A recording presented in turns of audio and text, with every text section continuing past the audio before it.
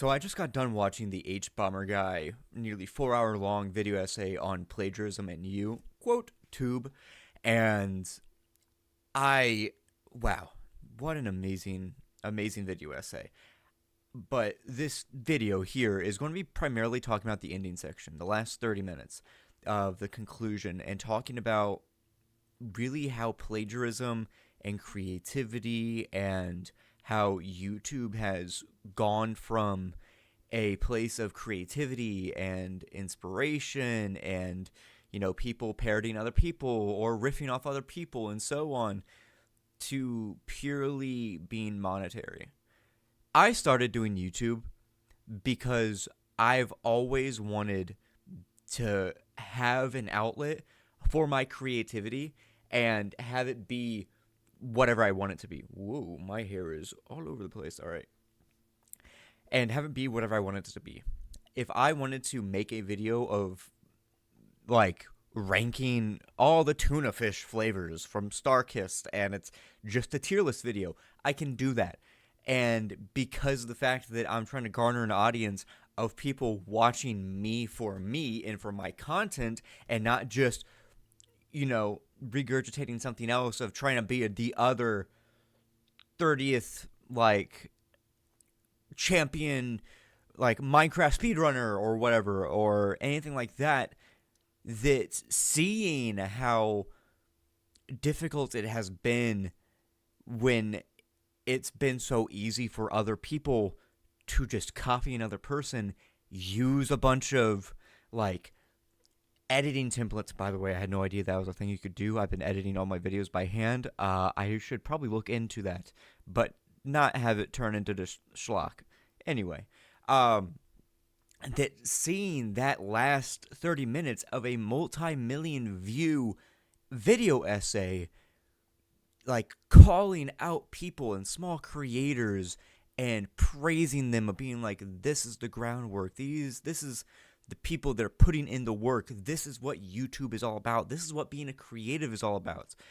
Because, to me, the idea of just YouTube as a creative outlet is perfect. It is perfect for me. And I've already explained that. And it sucks that plagiarism is such a prolific thing. I know that it was mentioned about, the creative and twisting thing that, I forget his, oh my gosh, what is his name? The big streamer, Ludwig. That, Ludwig does is, taking an idea, crediting it that he's got this idea from them, twisting it into his own, adding his own spin onto it, and even if it's, very much, similar framing, because it's him and his own twist on things, it isn't just a copy-paste. I've done that. You can look at my last video. I don't know if people are going to be watching this years into the future, but as of recording this, I had just uploaded a video called The World's Quietest Let's Play. That is obviously a riff on Markiplier's video of The World's Quietest Let's Play. That's one of his most popular videos. I thought that was awesome. Markiplier is a huge influence on me as a creative. So taking similar ideas like that and being like, that'd be really cool, I should do that too. And then using that basically writing prompt for my own stuff is the basis for things. We get inspiration from the world around us. And if there isn't inspiration to take from another thing and to make it into your own, it usually comes about naturally over a far longer process. Hell, look at look at science with evolution. Evolution started way long ago, and it took millions of years for a trend to start, and then once that trend started, it just blew up. Because everything else started taking inspiration from other things. Obviously, that's a very much dumbed down example of that, but that's basically what happens. It either takes forever to get something going, or you can take inspirations from other places and then make it into something wholly new. That is incredible. Not even to mention the whole idea with, influence of YouTube and the sense of community that can come from that. Like, you could dub a video like H. Bomberman talks about and have that be dubbed in another language.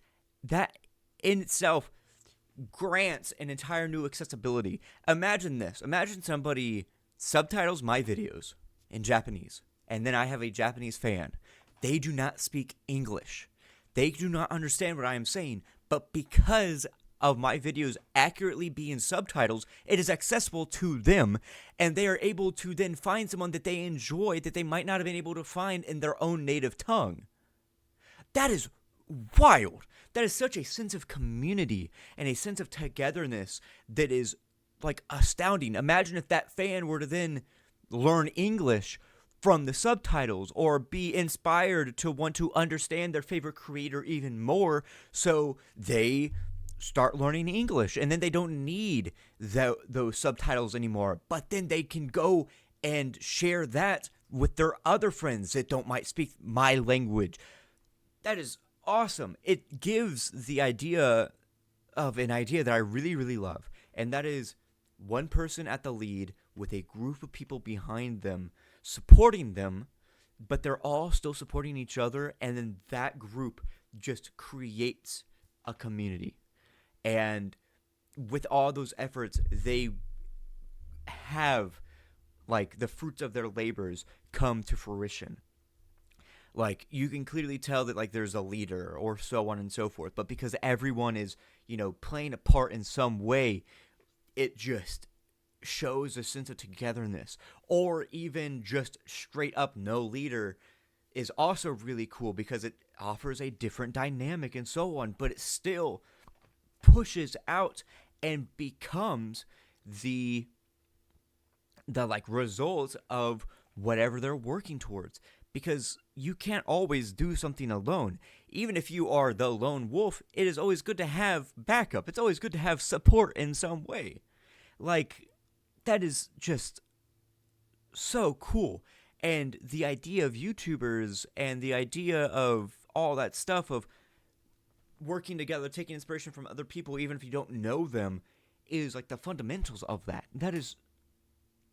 It's so cool. And it sucks that all of the plagiarism happening and also all of the bias happening on YouTube, and then the system's not working too well and copyright striking or leaving creativity in the dust and having only the copies of other people instead of you being the first version of you, just as the video says. It's lifting up the next hypercut, low attention span, quick cut. I have the exact same intonation and vocal tone as the last person behind me because I know that that's what will keep people's attention, and I'm lost all personality within it because I'm hypercutting all this stuff. That's what becomes popular. That's what becomes like the multimillionaire. And like, I get it. The idea of accessibility also comes with that same idea. That can be okay if it's just you reading off something. One of the biggest things with like Let's Plays is that there's two different types. There's the reaction, which is like me playing it and my giving my input and so on. And then there's the vessel, the micless, webcamless, all sorts of other stuff of just like leading you through the game in the perfect way and so on. That in of itself is completely fine. You could do a challenge or whatever and have it be the exact same as the last one, but because it's like, oh, well, this one, might have cooler background music, or this one is maybe a little bit shorter, or they might have done it a little bit different way, but I'm still the vessel and I don't have to hear the copy of the 30th person doing this exact same challenge.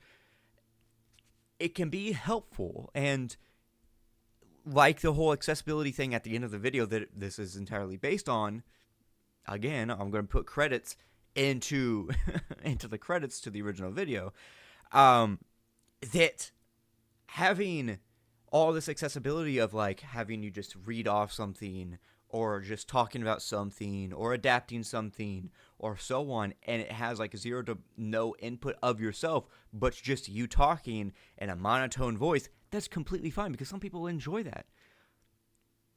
But that's you. You're not just clout chasing. You're not just chasing after a peak of the next whatever, right? Now, I've always liked the idea of being like, oh, I can't wait to be the next, like, oh, let's throw a few of my favorite YouTubers out there. Next Markiplier, the next Jacksepticeye, or whatever. But that's not me wanting to copy them. That is me taking inspiration from them and being like, these guys and what they do, I vibe with. This is the shit that I've always wanted to do, and figured out that that's what I wanted to do because of them inspiring me. And all sorts of other stuff in my own life, and my own life as a creative, and all sorts of other things. That is what's happening with that.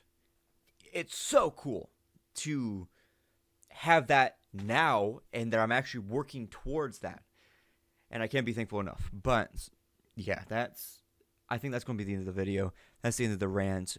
Plagiarism sucks. Creativity and community and like actually like working together, but also having that individualism, whether it's, you know, working together but still uplifting other people to give them that sense of and having that sense of individualism is just amazing. And I think YouTube sincerely needs more of that. It doesn't need to go back to the wild, wild west of YouTube. I think there should be some quality control, but having it become, again, of purely creativity and you doing what you want to do, whether you're solo or whatever, but still cultivating something that you enjoy, is what I believe YouTube and creativity is all about. So yeah, thank you all so much for watching. If you enjoyed, leave a like down below, and if you want to see more, hit subscribe. And if you want to be notified every single time that I upload in the future, hit the bell to be notified. And if you have any comments or you want to continue the conversation down in the comments down below. And as always, I'll see you guys in the next video. Bye-bye. See? Inspiration. It's crazy.